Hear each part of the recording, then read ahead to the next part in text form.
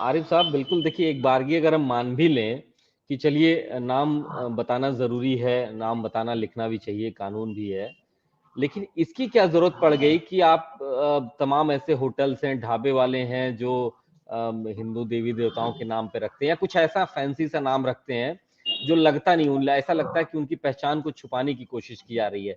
एक बार की मान भी लें कि चलिए गलत फैसला लिया गया है, लेकिन इसको कैसे जस्टिफाई करेंगे कि साहब ढाबे जो लाइन से हैं किसी तीर्थ स्थलों पे, लाइन से दूसरी कम्युनिटीज के लोग हैं और नाम रखे हिंदू देवता देवी देवताओं को, तो इसको कैसे जस्टिफाई करेंगे? ये तो वही हो गई ना कि आप कुछ छुपाना चाह रहे हैं, और भाई पहचान सामने होनी चाहिए सबकी। जी, सभी को मेरा नमस्कार है। देखिए, अरविंद जी के विचार आए और उस विचार में कहीं ना कहीं सुप्रीम कोर्ट के आदेश को नकारात्मक तरीके से देखा गया। अब जैसे आपने कहा कि नाम छुपाने की क्या जरूरत है, मैंने सवाल किया था कि देश की 20 कंपनियां मुस्लिम नामों पर उनका नाम है। अल कबीर, अल नूर, अरेबियन स्पोर्ट, इसके पीछे क्या मंशा है? क्यों छिपाना चाहते हैं? किसी धार्मिक नाम पर क्यों नहीं रखते?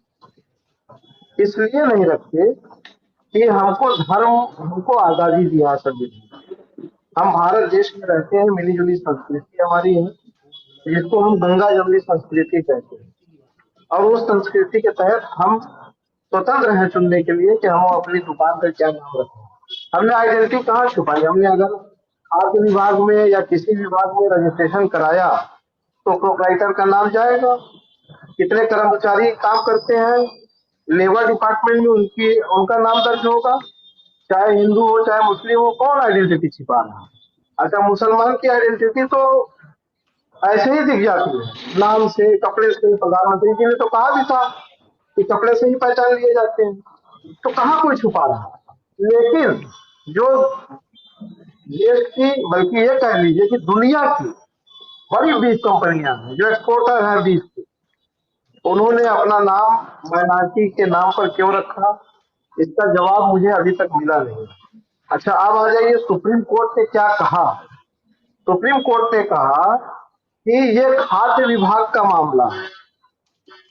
Justice VN. भट्टी साहब ने कहा कि ये खाद्य विभाग का मामला है, इसमें पुलिस को कोई इंटरफेयर करने की जरूरत नहीं।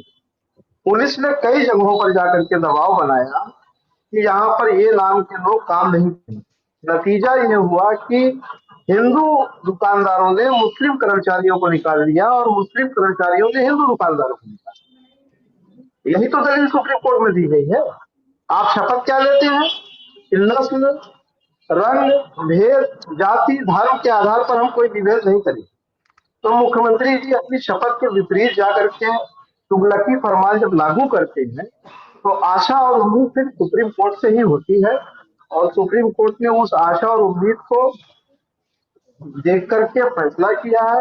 मैं माननीय सुप्रीम कोर्ट का आभार व्यक्त करता अच्छा। हूँ कि उन्होंने जी। फिर एक बार संविधान की रक्षा की, जिसको बार बार विपक्ष कह रहा है कि इस सरकार में संविधान कहीं न कहीं तोड़ा और मरोड़ा जा रहा है, संविधान के साथ खिलवाड़ किया जा रहा है और उस संविधान की शपथ लेकर के ही जाने वाले संविधान को कमजोर करने का काम कर रहे हैं।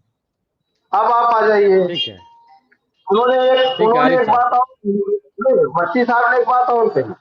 उन्होंने कहा कि मैं केरल में जाता था मांसा शाकाहारी होटल में, और शाकाहारी होटल हमारे दोनों हिंदू और मुस्लिम धर्म के थे। मैं मुस्लिम धर्म के होटल पर जाता था, उनके आदेश में है, मैंने पढ़ा है अभी गूगल पे जो आदेश आया। उन्होंने कहा कि मैं जाता था और मुस्लिम की दुकान पर खाता था। वो दुबई से आए हुए थे उसके होटल के मालिक, और उनका स्टैंडर्ड जो था वो इंटरनेशनल था। सफाई व्यवस्था सारी चीजें हमको वहां माकूल दिखाई दी, इसलिए मैं वहां खाता था। और ये ग्राहक की मर्जी है कि वो कहाँ खाएगा। लिखना जरूरी है कि ये मांसाहारी है और यहाँ ये शाकाहारी है। तो निश्चित रूप से मुझे लगता है कि सत्ता में बैठे हुए लोगों को एक बार संविधान को फिर से पढ़ना चाहिए और जो शपथ लिया है उस शपथ की कसम फिर से खानी चाहिए, और खा करके ठीक है तब वो उस शपथ को लेकर के अगले ठीक है, आदेश आते हैं को सर आपके पास। ठीक है आगे नितिन जी, लिखना नितिन जी, चाहिए।